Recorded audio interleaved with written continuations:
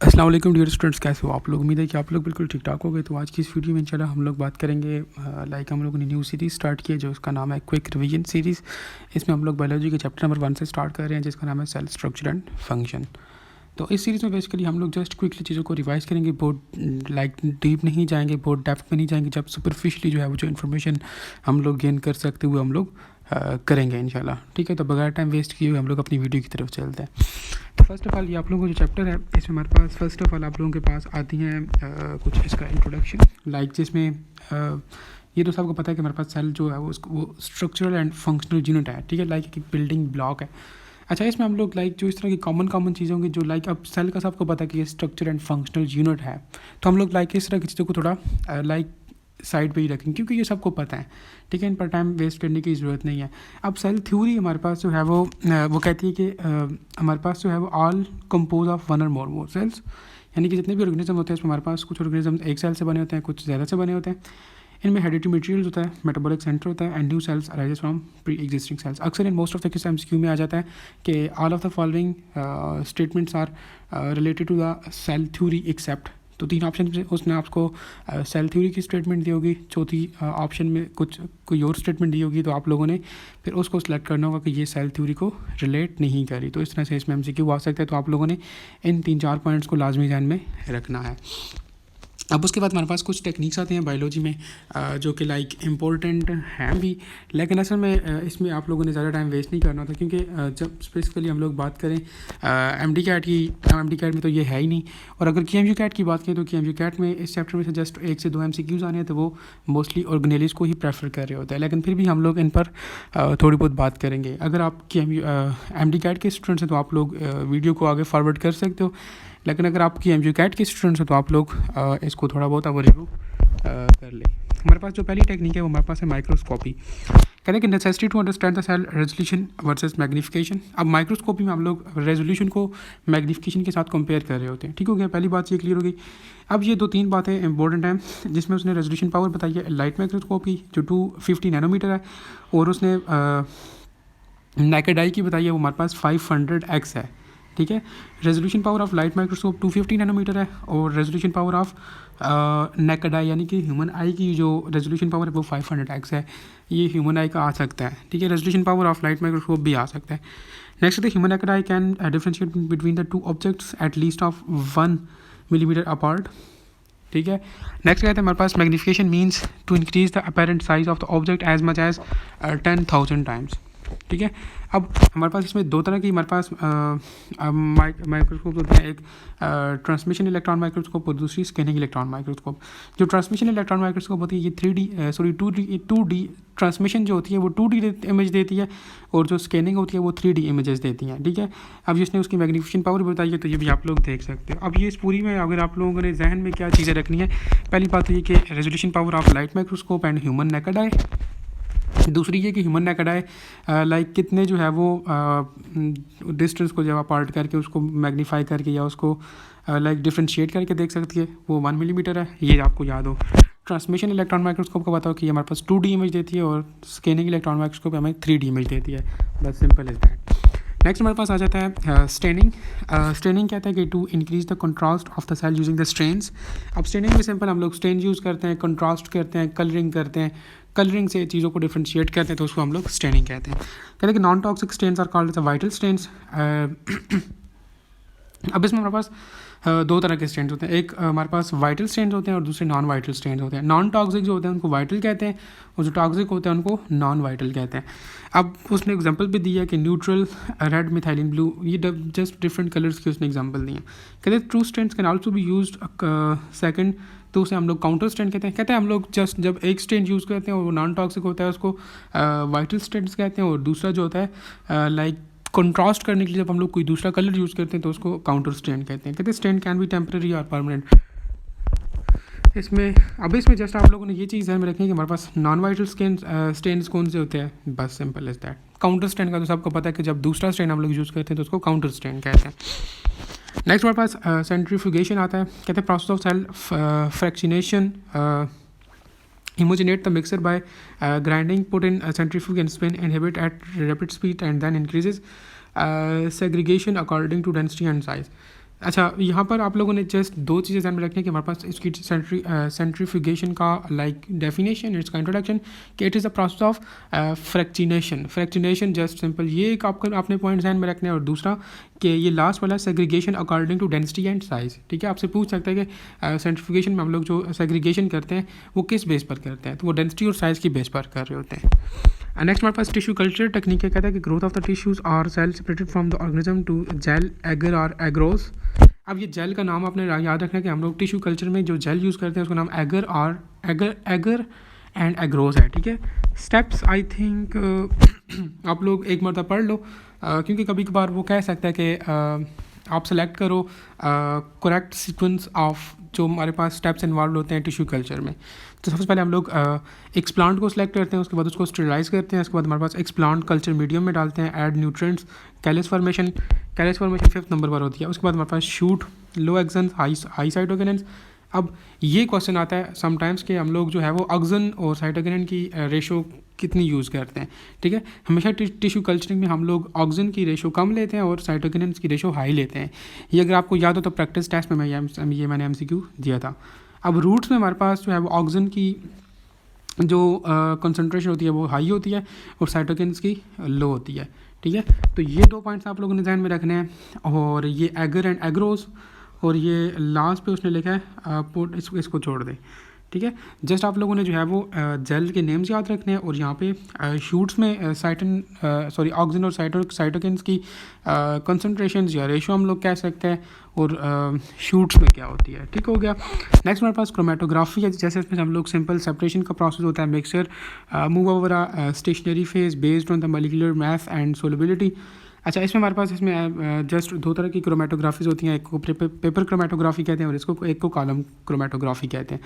अब paper chromatography में हम लोग जो है पिगमेंट्स को सेपरेट करते हैं, mixer placed in a paper dipped in solvent. और जो कॉलम क्रोमेटोग्राफी होती है कहते हैं mobile phase flow over the neutral tube. इसमें ऐसा कुछ भी नहीं है। जस्ट जो याद रखें कि क्रोमेटोग्राफी की 2 टाइप्स होती हैं, एक पेपर जो कि हम लोग पेपर पर परफॉर्म कर रहे होते हैं और दूसरी कॉलम जो कि हम लोग किसी ट्यूब के अंदर, मेटल ट्यूब के अंदर जो है वो परफॉर्म कर रहे होते हैं। सिंपल इज दैट, उसके नेम से इंडिकेट हो रहा है। नेक्स्ट हमारे पास इलेक्ट्रोफोरेसिस आ जाता है, कहता है separate the charge particles influence the of electric speed of the movement of the particles depends upon the charge and size of the molecules. अब जस्ट इलेक्ट्रोफोरेसिस में आपसे जस्ट ये पूछ सकता है कि पहली बात ये कि आप लोगों ने याद रखना है कि इसमें हम लोग चार्जेस को सेपरेट करते हैं। सेकंड थिंग इज डैट कि हम लोग ये जो speed of movement of the particles होती है इलेक्ट्रोफोरेसिस में, वो हमारे पास डिपेंड करती है charge and size of the molecules पर, ठीक है जी। 2 चीज़ें आप लोगों ने जहन में रखनी है। नेक्स्ट हमारे पास आता है spectrophotometry, measure the optical density. अब फोटो आ गया तो दिस मीन्स दैट ऑप्टिकल का कुछ ना कुछ चक्कर है, तो ये तो आप लोग लाइक वहाँ से खुद भी गैस कर सकते हो। नेक्स्ट कहता है कि mass directly proportional to optical density, ये चीज़ ध्यान में रखें। एंड कहता है कि use to do analysis of amino acid. अब क्वेश्चन आ सकता है कि which one of the following technique is use to do the analysis of amino acids, तो हमारे पास वो स्पेक्ट्रोफोटोमेट्री होगा, ठीक है। ये एक पॉइंट आप लोगों ने जस्ट यहाँ से ध्यान में रखना है। उस पर आप लोगों के पास आता है micro dissection, use of microscope to aid the dissection chromosomes, micro dissection, use of fine glass needle, laser micro dissection में हम लोग use laser and microscope, laser capture microscope में use the laser and microscope to cause cell to adhere to film.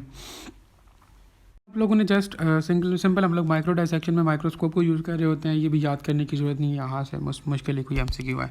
अच्छा, उसके बाद आप लोगों के पास जो लास्ट टेक्निक है उसको माइक्रोमेट्री कहते हैं micro measurement of the microscopic objects done by the 2 scales, one is eyepiece graticules और the ocular micrometer, and second is on the stage. इसमें भी ऐसा कुछ भी नहीं है, ठीक हो गया।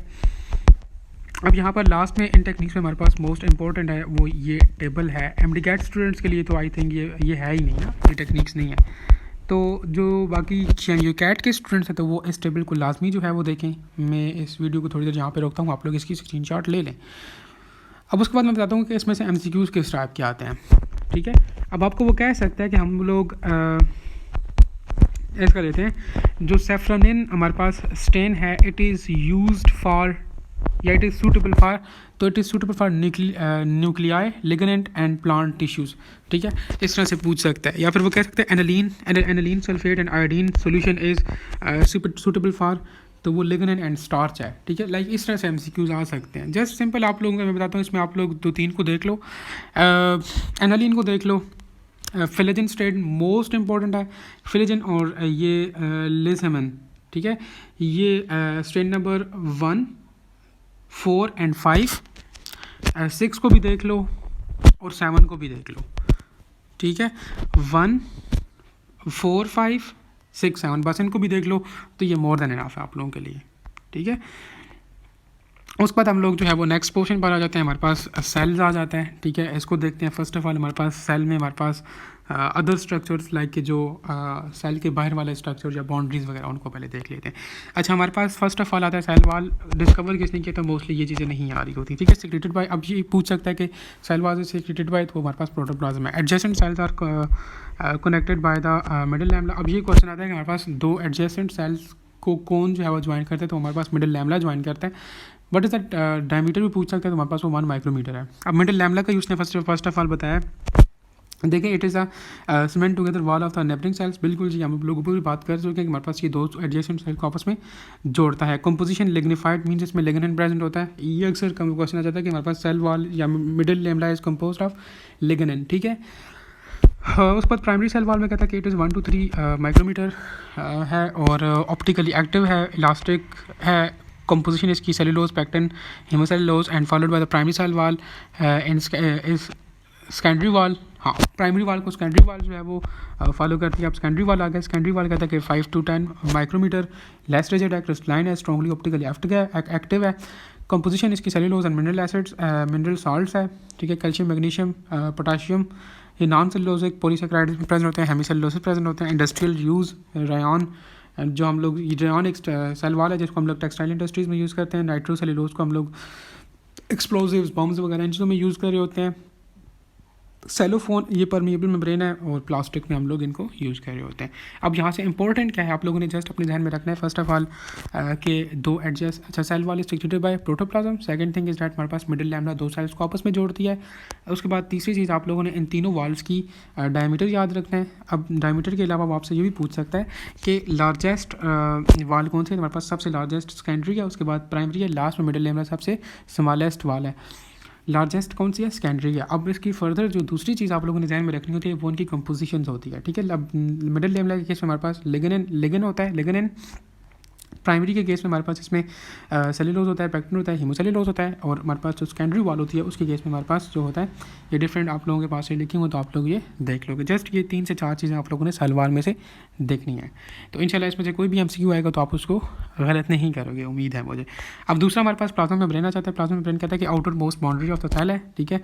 अब मोस्टली आपसे पूछ लेता है, लेकिन ये स्टूडेंट्स को पता होता है क्योंकि 9, 10 फर्स्ट ईयर 8 से भी पढ़ते आ रहे हैं आप लोग, तो इसको ध्यान में रखने की ज़रूरत नहीं है, आप लोग इजीली गैस कर सकते हो। अच्छा, यहाँ पर जो मोस्ट इंपॉर्टेंट है वो कहता है कि 20 to 40% लिपिड्स होता है और 60 to 80% इसमें प्रोटीन्स होता है। अब यहाँ से डायरेक्टली भी इस चीज़ को पूछ सकते हैं, लेकिन इन मोस्ट ऑफ द केसेस वो पूछता है कि most abundant biological molecules in plasma membrane.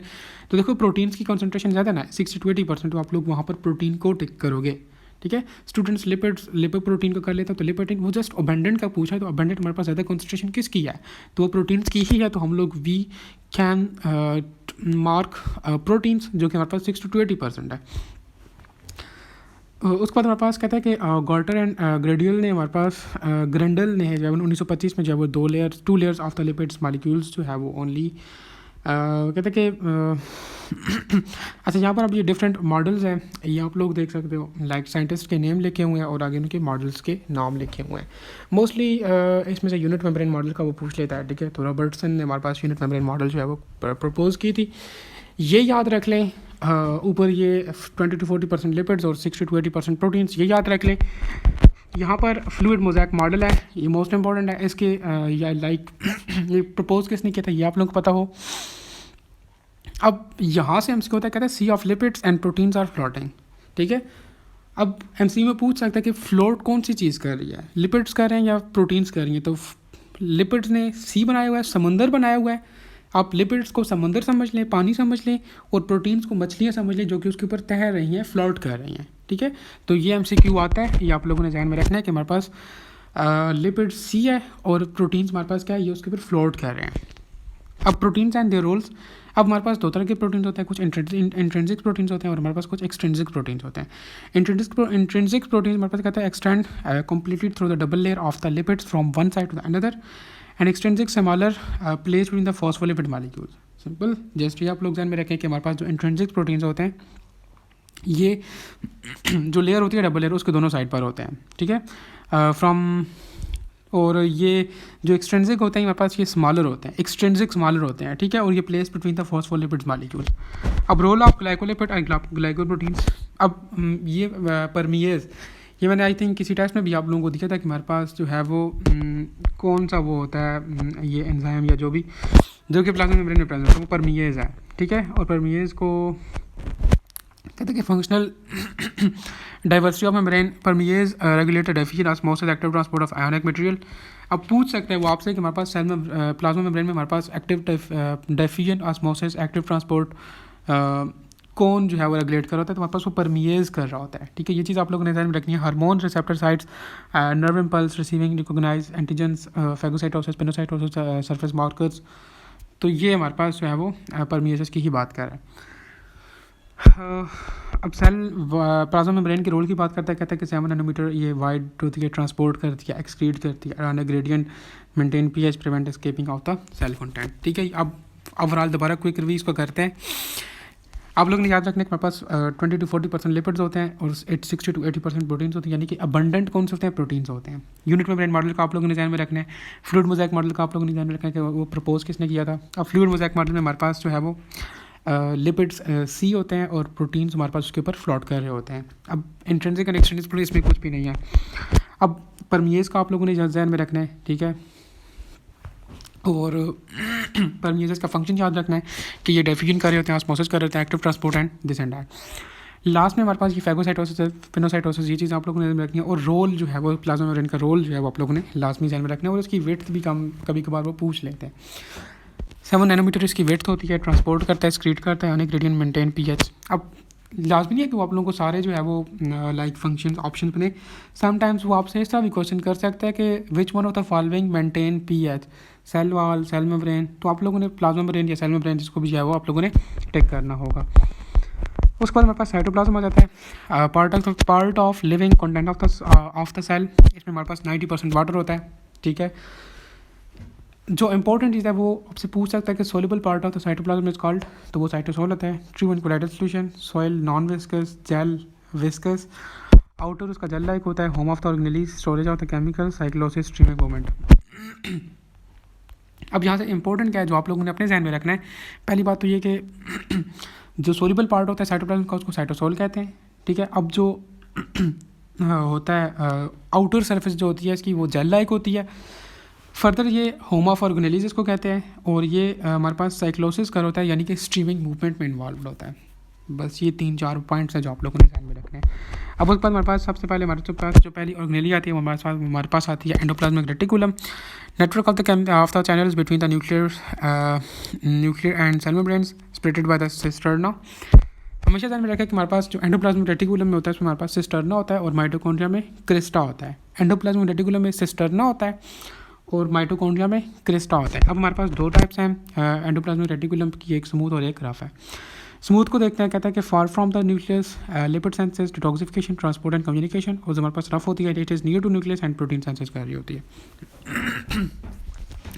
अब यहाँ से आप लोगों ने जहन में क्या रखना है, फर्स्ट ऑफ ऑल तो मैंने आपको बताया कि एंडोप्लाज्मिक रेटिकुलम में हमारे पास सिस्टर्नीज होती हैं और माइटोकॉन्ड्रिया में क्रिस्टा होता है। अब SCR और RER का आप लोगों को लाजमी पता हो कि SCR जो होती है उसमें हमारे पास राइबोसोम्स अटैच नहीं होते हैं, जो स्मूथ होती है जो रफ होती है उसमें हमारे पास राइबोसोम्स अटैच होते हैं। जो हमारे पास रफ एंडोप्लाज्मिक रेटिकुलम होती है जो कि प्रोटीन सिंथेसिस भी करती है, ये न्यूक्लियस के नज़दीक होती है और स्मूथ वाली न्यूक्लियस से दूर होती है। और ये क्या करती है कि ये लिपिड सेंसेस करती है, डिटॉक्सिफिकेशन करती है, ट्रांसपोर्ट करती है, कम्युनिकेशन करती है। ये पॉइंट्स आप लोगों ने लाजमी ध्यान में रखने हैं। समटाइम्स वो आपसे पूछता है प्रोटीन सेंसेस कौन कर रहा होता है, डिटॉक्सिफिकेशन कौन कर रहा होता है, लिपिड सेंसेस कौन कर रहा होता है, ट्रांसपोर्ट और कम्युनिकेशन का प्रोसेस ये कौन कर रहा होता है, तो वो स्मूथ एंडोप्लाज्मिक रेटिकुलम जो है वो उसमें इन्वॉल्व होता है। उस पर हमारे पास जो है वो राइबोसोम्स आता है। पैलेट ने जिसको डिस्कवर किया था 20 नैनोमीटर्स की विड्थ है, डिस्कवर्ड बाय द पैलेट। अच्छा, ये तो चलो हो गया जनरल इंट्रोडक्शन, लेकिन जो इंपॉर्टेंट है इसमें हमारे पास अक्सर वो पूछता है राइबोसोम्स इज कंपोज्ड ऑफ, तो उसमें हमारे पास आरएनएस और प्रोटीन्स होते हैं, ठीक है। उसके बाद कहते हैं लार्ज एंड अच्छा, हमारे पास कहता है कि इसमें कुछ लार्जर सब यूनिट्स होते हैं, कुछ स्मॉलर सब यूनिट्स होते हैं। प्रोकैरियोट्स के केस में क्या होते हैं और यूकैरियोट्स के केस में क्या होता है, ये आप लोगों ने लाजमी देखना है।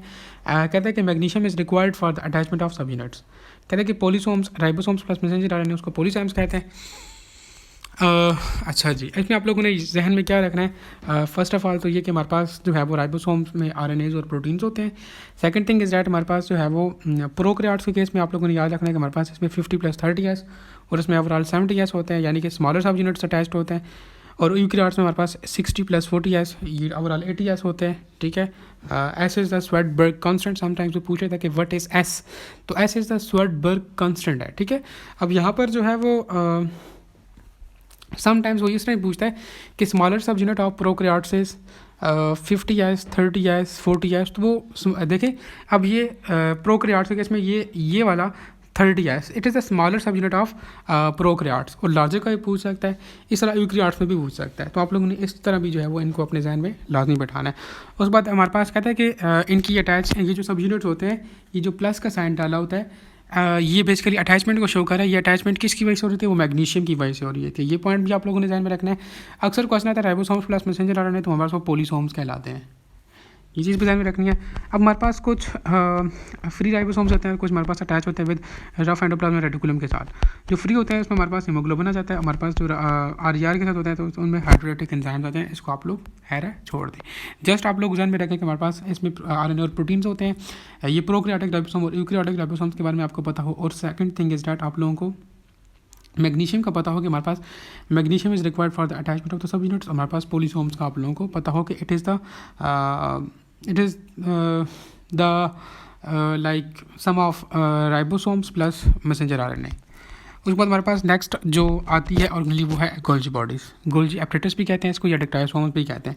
समटाइम्स वो आपसे पूछ सकता है कि द डिक्टायोसोम्स आर, तो वो हमारे पास वो गोल्जी बॉडीज़ का ही दूसरा नेम होता है। कैमिलो गोल्जी ने इसको जो है वो डिस्कवर किया था। Stacks of the flat stacks called as a cisterna. अच्छा, गोल्जी बॉडीज़ में भी सिस्टर्ना होता है, एंडोप्लाज्मिक रेटिकुलम में भी सिस्टर्ना होता है, सिर्फ माइटोकॉन्ड्रिया में क्रिस्टा होता है। अच्छा, इसमें हमारे पास कहता है कि यूनिट इज कॉल्ड डिक्टायोसोम्स। ये भी पूछ सकता है कि यूनिट ऑफ द गोल्जी एप्रेटस, तो हमारे पास डिक्टायोसोम्स है। इसके दो फेज होते हैं, एक प्रोक्सिमल फेज होता है और एक डिस्टल फेज होता है। प्रोक्सिमल को सिस कहते हैं और डिस्टल को ट्रांस कहते हैं। जो प्रोक्सिमल होता है ये फ्लोटिंग क्लोज टू न्यूक्लियस, और जो डिस्टल होता है ये हमारे पास जो है वो maturing located towards the cell membrane. अब देखिए डिस्टल नेम से डिस्टल हमारे पास जब भी लफ्ज़ आया, डिस्टल का मतलब दूर, ठीक है, डी से डिस्टल, डी से दूर। तो सिंपल इज़ दैट आप लोग डिस्टल को बोलोगे कि ये लाइक न्यूक्लियस से दूर होता है, प्लाज्मा मेम्ब्रेन के नज़दीक होता है।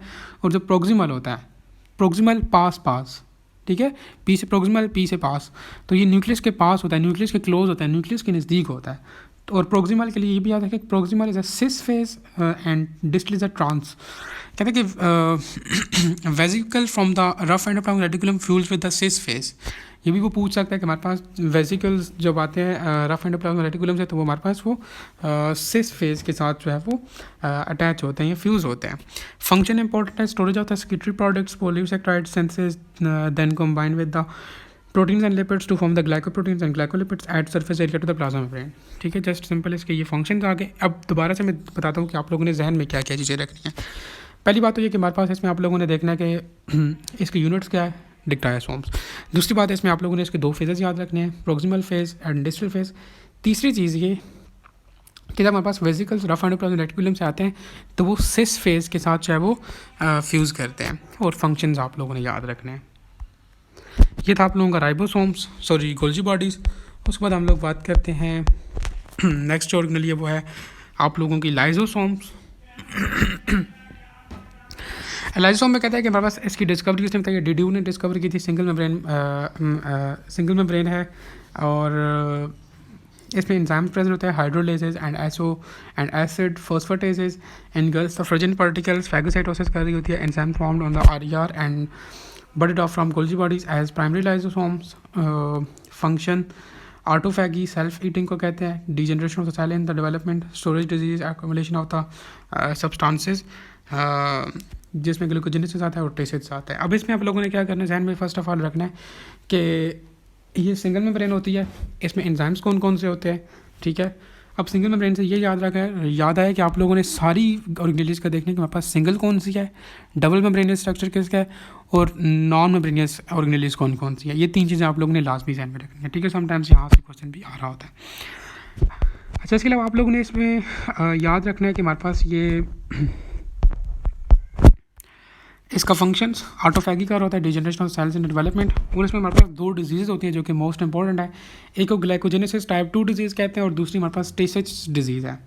जब लिपिड्स की अकोमुलेशन हो जाए ब्रेन के अंदर, ठीक है, जब लिपिड्स की अकोमुलेशन हो जाए ब्रेन के अंदर तो उसको ग्लाइकोजेनेसिस टाइप 2 डिजीज़ कहते हैं। और जब ग्लाइकोजन की अकोमुलेशन हो जाए मसल्स और लिवर के अंदर तो उसको टेसेच डिजीज़ कहते हैं। लिपिड की अकोमुलेशन ब्रेन के अंदर हो जाए तो उसको ग्लाइकोजेनेसिस कहते हैं, और जब टेसेट्स में हमारे पास जब ग्लाइकोजन की अकोमुलेशन हो जाए मसल्स और लिवर में तो उसको हम लोग टेसेट्स डिजीज़ कहते हैं, ठीक है। बस आप लोगों ने ये 2-3 चीज़ें ध्यान में लाजमी रखनी है।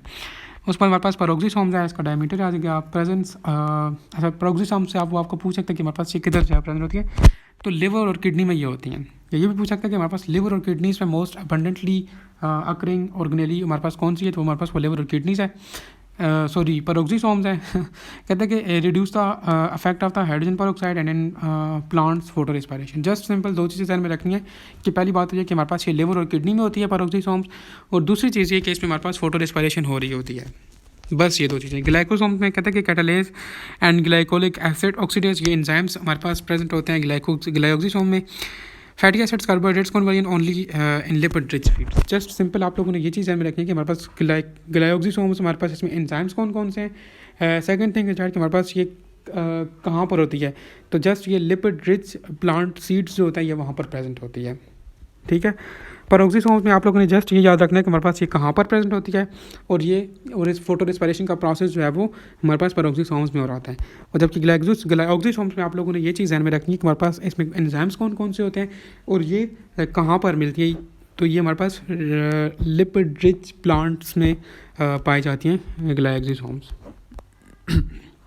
फर्दर मोर आप लोगों को एक और टास्क भी दूं, वो ये कि आप लोगों ने ये भी ध्यान में रखना है कि हमारे पास कौन सी ऑर्गेनेली प्लांट्स में होती है, कौन सी ऑर्गेनेली प्लांट्स में नहीं होती, ये भी आप लोगों ने लाजमी देखना है। उसके बाद हमारे पास साइटोस्केलेटन आ जाता है कि जो कि मोस्ट इंपॉर्टेंट ऑर्गेनेली है, तो इसके बारे में देखते हैं। तो ये हमारे पास फर्स्ट ऑफ ऑल उसने बताया कि डिस्कवर किसने की थी, डिस्कवर बाय कोल्ट्जोफ। लाइक इस तरह से मोस्टली चीज़ें नहीं आ रही होती, ठीक है। Confirm by Kohn, network of the skeleton, main proteins tubulin, actin, myosin, tropomyosin and other proteins, other muscle derived organelles are cilia and flagella, basal bodies, centrioles, microtubules, long unbranched slender tubular proteins, functions web assembly and disassembly spindle cilia plus flagella।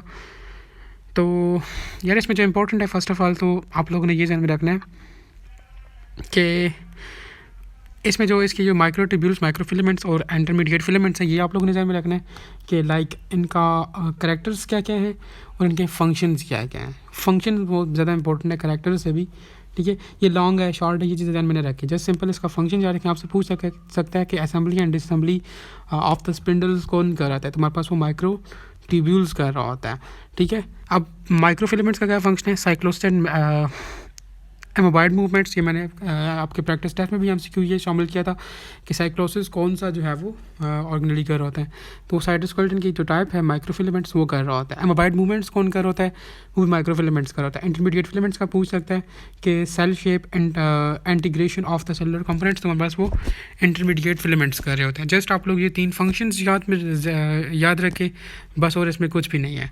Further इसमें हमारे पास centrioles आ जाता है। Centrioles का diameter, ये उसकी length, hollow paired cylinders, अरे of the trip.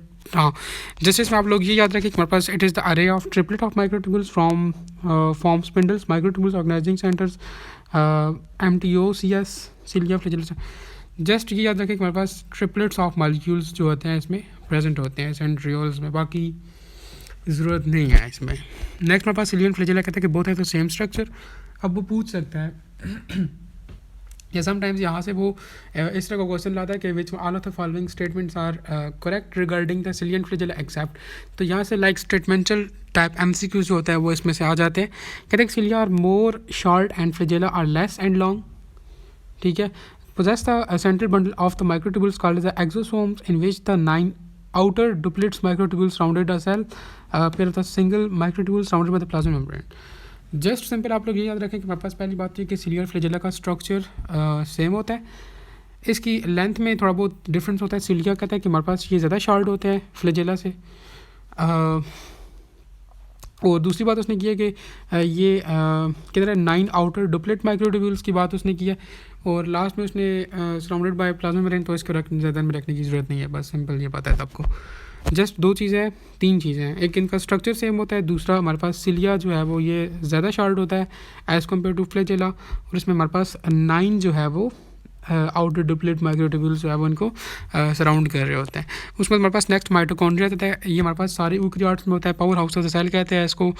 Discovered in the muscles, self replicating organelle है, इसका जो आउटर मेम्ब्रेन होती है वो स्मूथ होती है, इनर मेम्ब्रेन हमारे पास ये रफ होती है क्योंकि उसमें हमारे पास क्रिस्टल्स प्रेजेंट होते हैं which enclose the matrix, own DNA होता है, इनका अपना डीएनए होता है, एंड राइबोसोम्स, इसमें हमारे पास एफएन पार्टिकल्स होते हैं जो कि क्रिस्टल में प्रेजेंट होते हैं। फंक्शंस इनका ये है कि centre of the aerobic respiration, extract the energy from ATP and energy storage.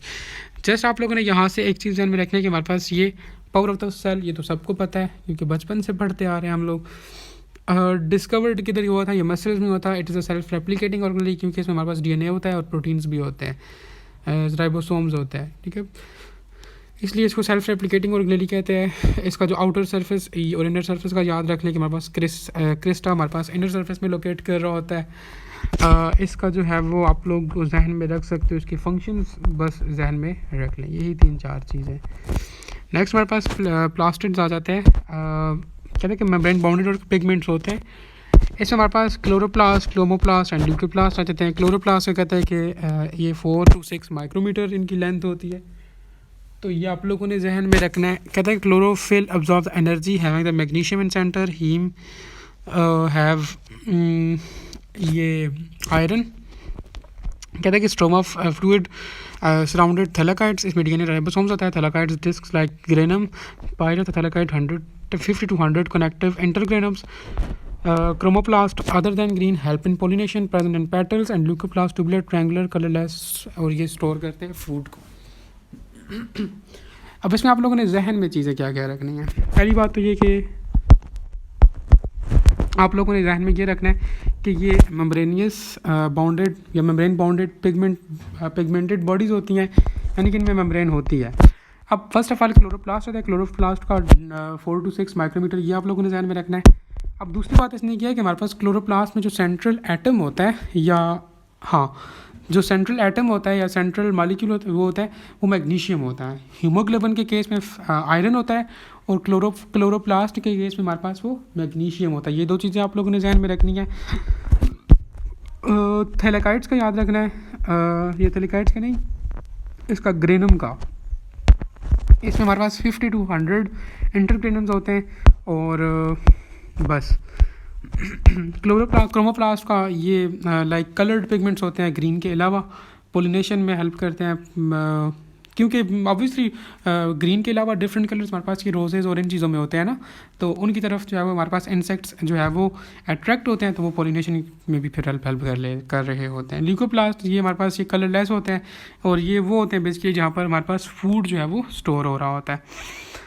अच्छा, यहाँ पर हमारे पास लास्ट ऑर्गेनेलिटी है वो है हमारे पास न्यूक्लियस। अब न्यूक्लियस में हमारे पास फर्स्ट ऑफ ऑल उसने बोला है कि इंट्रोडक्शन में कहता है discover by Robert Brown, 10 micrometre diameter होता है, स्लाइटली डार्कर होता है, स्फेरिकल होता है, metabolic control and genetic chromosomes, mononucleate, binucleate and multi. अच्छा, इसमें हमारे पास फर्स्ट ऑफ ऑल आप लोग ये ध्यान में रखें कि हमारे पास इसको डिस्कवर किसने किया था। अच्छा, ये हमारे पास सबसे लार्जेस्ट हमारे पास ऑर्गेनेली होती है, 10 माइक्रोमीटर इसकी डायमीटर है, और बस इसमें जस्ट यही दो चीज़ें आप लोगों ने ध्यान में रखनी। कंपोनेंट्स की बात करें, इसमें हमारे पास जो है वो 4 कंपोनेंट्स आ जाते हैं। फर्स्ट ऑफ ऑल हमारे पास इसमें है जी nuclear membrane.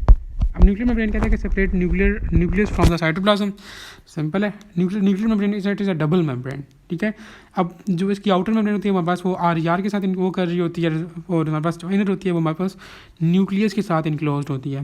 Have pores for exchange between the cytoplasm and nucleus. Just simple आप लोग ये ध्यान में रखें इसमें से कि हमारे पास न्यूक्लियर मेम्ब्रेन हमारे पास it is a double membrane structure, और डबल मेम्ब्रेन है तो उसकी जो आउटर मेम्ब्रेन है और इनर मेम्ब्रेन है उसमें क्या क्या होता है, तो वो आप लोग जस्ट ये दो चीज़ें ध्यान में रखें। न्यूक्लियोलस आ जाता है, darkly stained without the membrane. इसमें दो एरियाज होते हैं, पेरिफेरल और central. Peripheral presence of the ribosomes, and central होता है उसमें हमारे पास राइबोसोम्स एंड राइबोसोमल डीएनए होता है। सिंपल आप लोग इसमें ये याद रखें कि हमारे पास जो है वो ये डार्कली स्ट्रेंड होता है, इसके 2 एरियाज़ होते हैं। या एक और चीज़, यहाँ पर हमारे पास राइबोसोम्स जो है वो सिंथेसाइज हो रही होती हैं।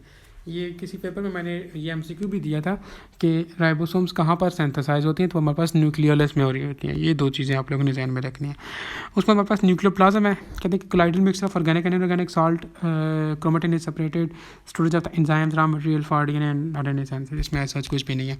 क्रोमोसोम्स थ्रेड लाइक स्ट्रक्चर होते हैं, और इसमें हमारे पास एक सेंट्रोसोम होता है, क्रोमेटिड्स होते हैं, किनेटोकोर्स होता है, formed of the DNA and proteins, genes present at the locus diploid.